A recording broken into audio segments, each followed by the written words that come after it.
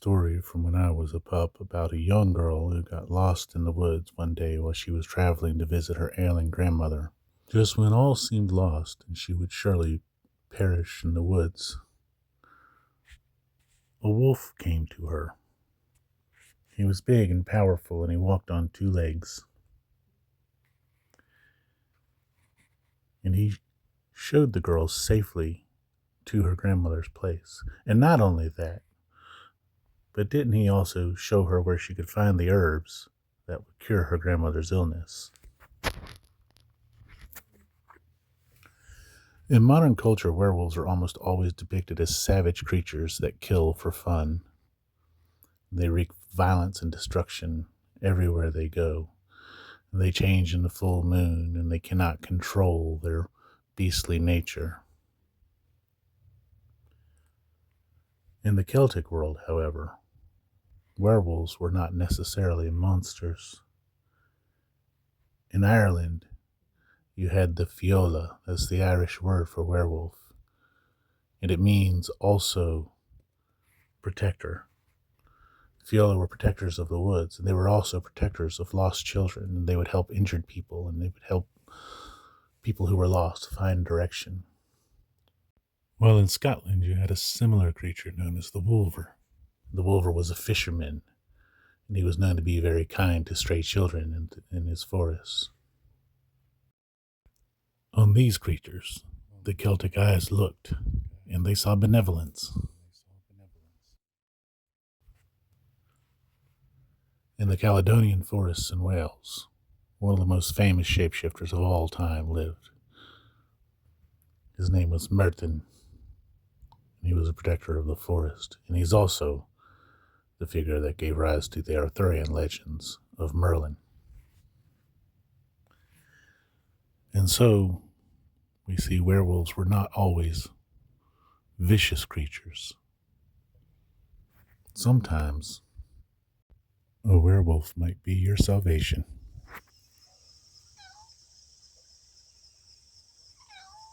This is a jacket I've had for about 30 years now, and this is the latest in a long line of paint jobs I've done on the back of it.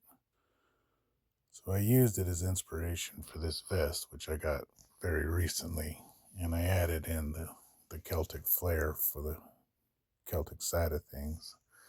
I also found these are little conchos that I changed into buttons to make extenders because the vest is actually a size too small for me. And then this is just sort of the rest of that jacket because why not? This is all work I've done on it in the past. But just speaking of werewolves, I'm having an interesting week this week. A little unusual, but I don't really have any time to ride this week, but I do have time for lunch, so let's cook some lunch. Got my skillet. Put some oil in there. You can use any kind of oil for this one you want.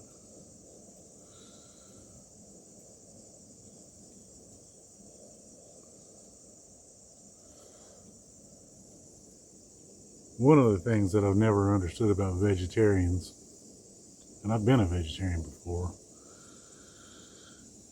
is their need to replace the meat in their life with some kind of a patty or cake that's made out of beans and disappointment. It doesn't make any sense to me. If you're not going to eat meat, don't eat meat. Just eat other stuff. It's okay. But if you do need a burger or a sandwich of some sort, Portobello mushrooms exist. And they're fantastic. So you take a portobello mushroom cap like this, take the stem out. This one's upside down. Usually what I would do with this is marinate it in some kind of like a vinaigrette maybe.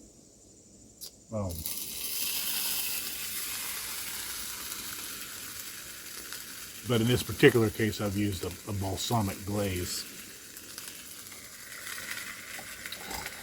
And you just cook it.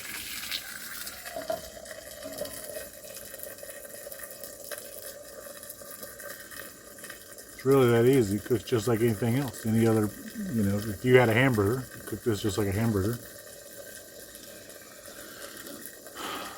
So the wolves have always fascinated. Werewolves, wolf lore from around the world. So I talked about the way the Celts view werewolves, wolf type creatures.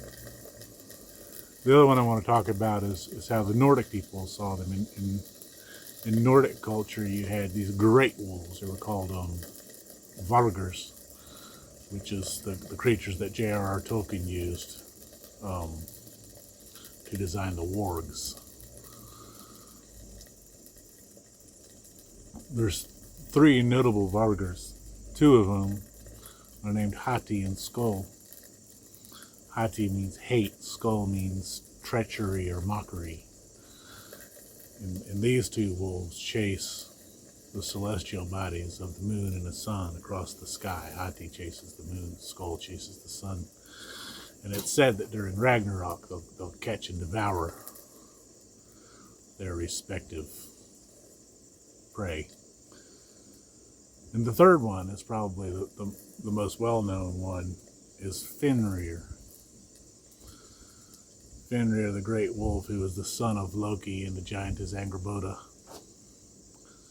They had 3 children, Fenrir, Hel, and the Midgard serpent.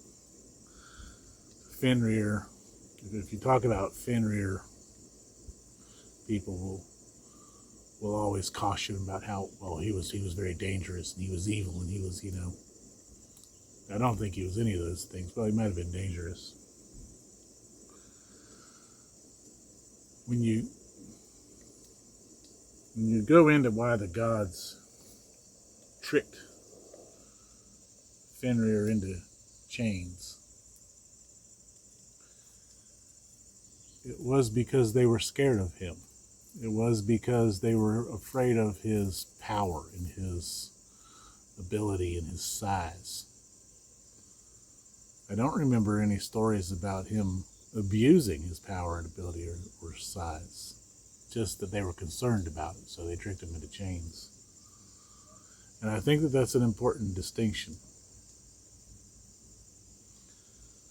I've always sympathized with that. I'm a big guy,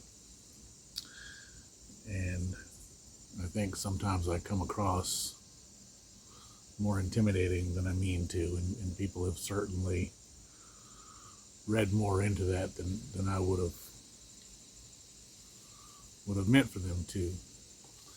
And I feel like a lot of my life, people have tried to hold me back, and they've tried to minimize me, and they've tried to coerce me into being less of myself, to make myself more palatable to the person that they are.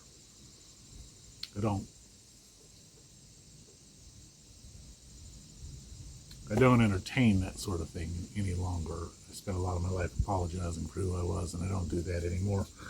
And I recommend that you don't either. But anyway, I digress slightly. It's also important to remember that most of what we know about Nordic mythology was translated by an Icelandic man named Snorri Sturluson, and he was a Christian. And that's okay, but Christians are notoriously biased in their approach to finding answers.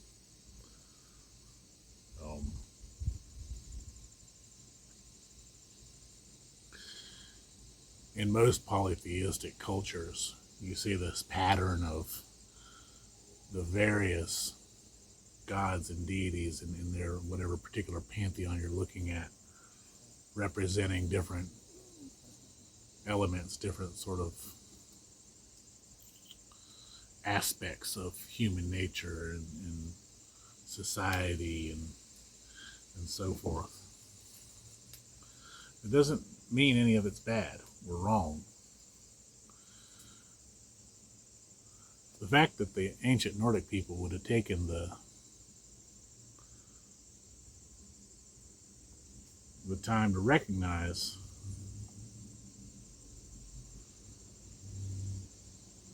the side of human nature that scares others, that is sometimes hard for people to embrace, I think is important. I don't know. I'm probably biased as well, but I felt like my discussion on wolves would be remiss without adding those three characters in.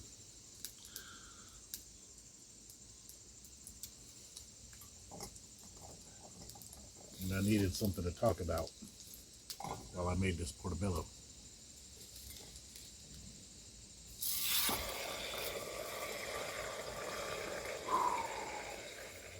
Right up the street from my house, from where we're sitting here, because we're at home today, there's somebody with a garden. And as I was riding past his house the other day, I noticed that there was a little bench out by his driveway with a sign that said free veg. And there were tomatoes.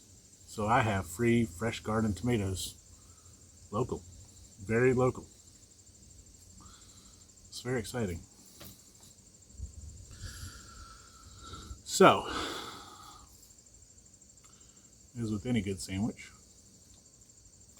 fresh tomatoes,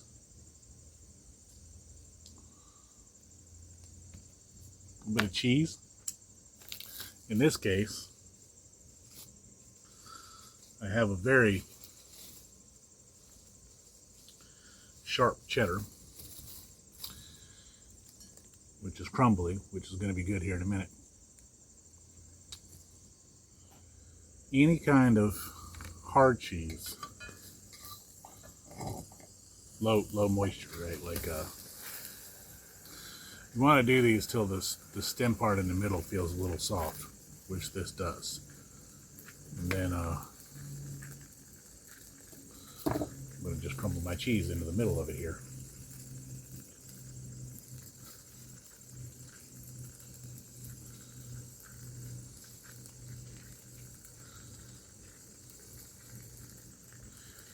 Anyway, what I was saying is that any kind of hard cheese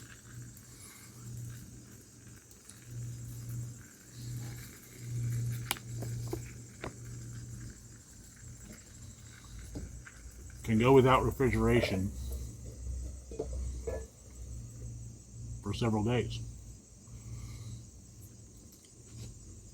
I'm not talking about that crap you buy in Food Line. Get a good cheese.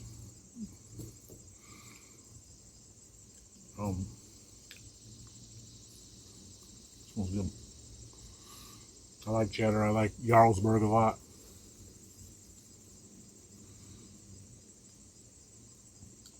Dryer would probably be good. Fontina would be good. Something like that. I'm one of those cheese people. I like cheese. I can eat a lot of cheese. I can eat like all the cheese. Like I'm that dwarf in the Lord of the Rings that eats about a block. Maybe I do it at night.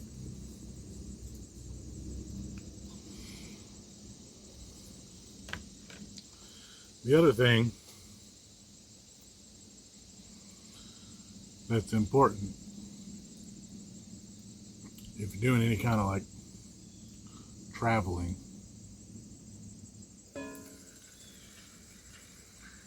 you know,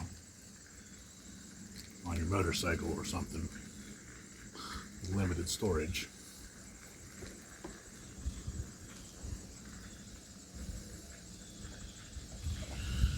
is to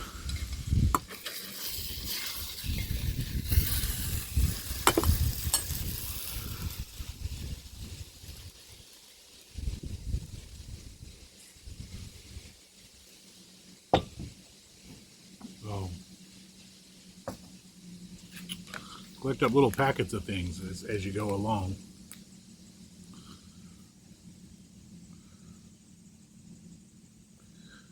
It's very difficult to carry a full condiment list with you.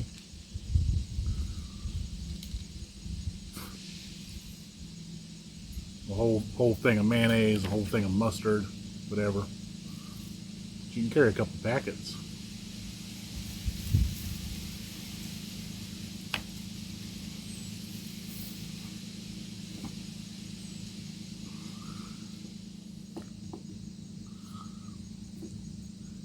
And that's pretty much it. I've done this on a multi-grain bread, but you could do it on your Kaiser roll or whatever you got. You could even do it on a hot dog bun if that's the kind of person you are.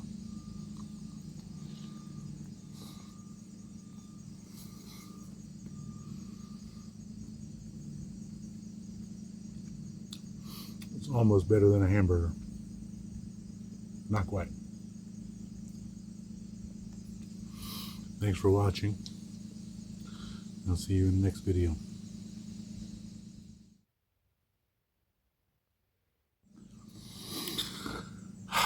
Delicious.